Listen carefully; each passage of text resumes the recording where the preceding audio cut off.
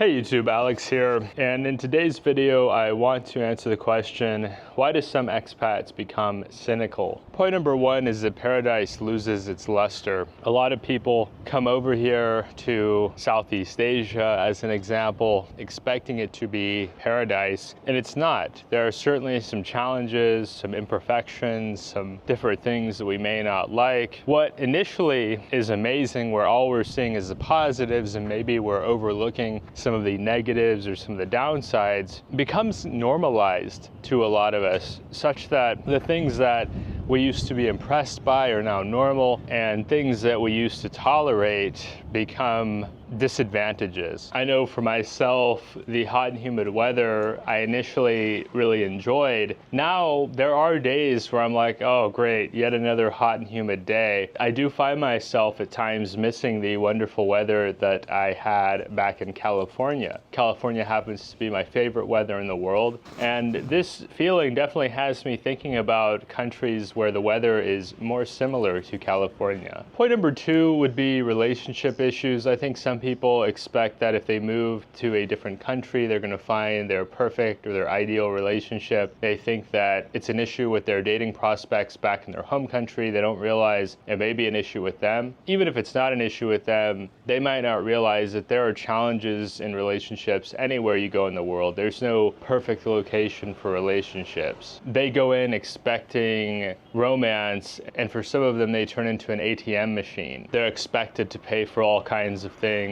They don't get the respect that they may have gotten in online interactions with this individual. Maybe they met somebody online and they were talking to them for a while, and then they go and they meet them and they've spent years talking to this person online, only to find out that the person doesn't look the same in person. Maybe the person doesn't even show up, right? They go in thinking, oh, I'm gonna go meet the love of my life, and then that person never shows up. I've heard this is common in romance scams, where typically guys will be led to believe there's the woman of their dreams waiting for them in this tropical paradise. They think that it's going to work out right up until the moment they land, and as soon as they let the individual know, hey, I'm here, all of a sudden they go radio silent, they get ghosted. And I think that can lend itself toward an expat or a digital nomad, somebody in this lifestyle, feeling deeply cynical, like, wow, I can't even count on relationships or romance over here. Now, of course, there's personal responsibility that factors into any of those situations. I think anybody who's interested in dating online should do their research. They should watch different vlogs from travelers and long-term overseas residents talking about the red flags to look for so that they don't fall for those things. But even I have had the experience talking to somebody on a dating app, and then the conversation quickly turns to money, and you realize, oh, this person isn't really looking for a relationship, they're looking for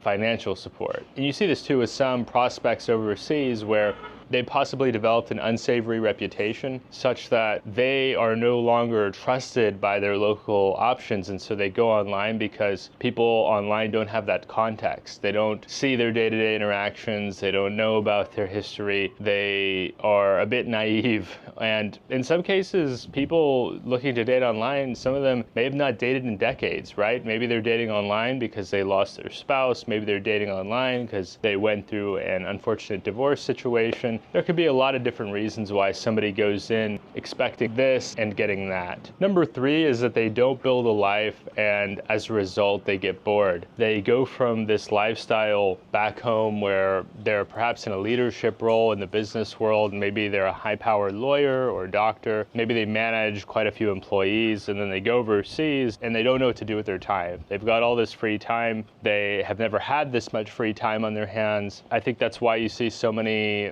people starting YouTube channels, is that they're used to having a high demand placed on their time and being busy, and they don't know what to do with it. Some of them just get frustrated because they don't have that prominence anymore. They don't have that intrigue, they don't have that power, they don't have that respect. They're just another foreigner wherever they are, and locals have no idea that they were the CEO of this company or they managed this kind of business. They just see them as another guy who's retired. And yeah, of course, they get the sense that they may have a better financial situation than the average local person. Beyond that, they're a dime a dozen. I mean, any of these countries that you go to that are popularized online, you're gonna see foreigners in a lot of those hot spots. You're not gonna go more than an hour. You may even see them on the bus or the plane in, of people looking to take their finite income to a cheaper country. And so that's another part of this conversation, is that they didn't realize how much adaptation is necessary. They find themselves bored and frustrated because the dynamics have changed. Number 4 is substances. This goes hand in hand with the boredom aspect. Unfortunately, some people, when they are left to their own devices, they don't have the same demands placed on their schedule. They're in a country or society that's very non-judgmental or very tolerant, then they fall to drink or to other kinds of partying. Just wears them out. I don't know how else to put it. They end up in scenes or around people that they wouldn't normally want to be around. People who they might call friends, like, oh, I have this friend, I have all these new friends. They're really drinking buddies. Now, that's not for everybody. This doesn't apply to everybody who makes friends in the developing world with people from other English-speaking countries. But there are people who, they look at the bar and the friends that they've made at the bar as being a substitute for the professionals they knew back home. Back home, they may have been a journeyman electrician surrounded by other expert electricians, mentoring upcoming guys. And now they're around barflies, and now they're around people who just hang out and are counting down the clock to the end. Also, they end up around nightlife entertainers, people of ill repute whose job it is to suck money out of them. Their job is not to be your friend. Their job is not to make sure you're in good health. Their job is to pull as much money as they can out of you, and that can really cause people to be cynical. It's somewhat similar to the point I made earlier about relationship issues, but they feel that, oh man, I thought things were going to be this way, and then they've lent their bar friend a bunch of money and they won't pay him back. Maybe that friend skips out of town. There could be all kinds of reasons as to why they get this wake-up call and they miss the quality of relationships they had back home. Relationships that weren't revolving around partying. The number 5 point here that causes expats to become cynical, I think this is one that people don't speak about as much because it's probably an awkward conversation for a lot of people, but they can't go back home. They cannot afford to go back home. Their home country has gone up in costs of living since they left. Their income, whether it be pension or investments, a combination of these, has not increased in line with the cost of living back home. They also can't live the way that they want to back home. Maybe overseas, they're used to having a nice apartment and eating at decent restaurants, having romantic prospects. They go back home, they're renting a tiny place, maybe they've got roommates, maybe they're in a bad part of town, maybe they can't afford to buy a car that in the US you have to have. You can get away with it in some countries not having a car, but in the States you've got to have one. And so they're stuck. And I've seen some YouTubers that are in this position. I'm not going to name names, I'm not going to name and shame,